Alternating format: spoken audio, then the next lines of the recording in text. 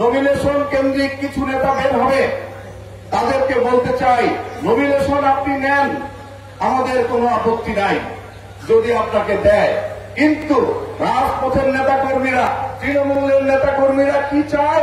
তৃণমূলের নেতাকর্মীরা তাদের সাথে নেতৃত্ব যারা দিয়েছে, যারা রাজপথে ছিল, যারা অতীতে আন্দোলন সংগ্রামে ছিল, যারা গণতন্ত্র প্রতিষ্ঠার সংগ্রামে রাজপথে থেকে জীবন বাজি রেখেছে, তাদের মধ্য থেকেই তৃণমূলের নেতাকর্মীরা চায় নমিনেশন দিতে।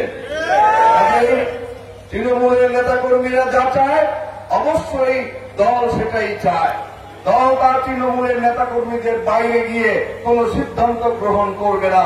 সুতরাং এই যে জাতীয়তাবাদী নমিনেশন পার্টি, তারা আওয়ামী লীগের বিরুদ্ধে একটি কথাও বলবে না, তারা অন্যান্য রাজনৈতিক দলের বিরুদ্ধে একটি কথাও বলবে না। তারা শুধু বলবে বিএনপি তৃণমূলের নেতাকর্মী যারা আন্দোলন সংগ্রামে ছিল তাদের বিরুদ্ধে কথা বলবে। আমরা দলকে দুই ভাগ করতে চাই না। এই তৃণমূলের নেতাকর্মীদের নেতৃত্ব মেনে আপনারা দলে অংশগ্রহণ করে কাজ করেন। গত 15 বছর তো ঘাটতি বেড়েছিলেন, মানুষকে বলেছেন, আপনাদের কাছের লোকজনদেরকে আপনারা বুঝিয়েছেন আন্দোলন সংগ্রামে যাবি না, হাসিনাকে নামানো যাবে না, এইসব কথা বলেছেন, কিন্তু আমরা বিশ্বাস করেছি এই উপরে আল্লাহ, আর নিচে আমরা বিশ্বাস করেছি তারেক রহমানের উপরে। তারেক রহমান বলেছে অবশ্যই ফেসিবাদের পতন হবে, তার কথার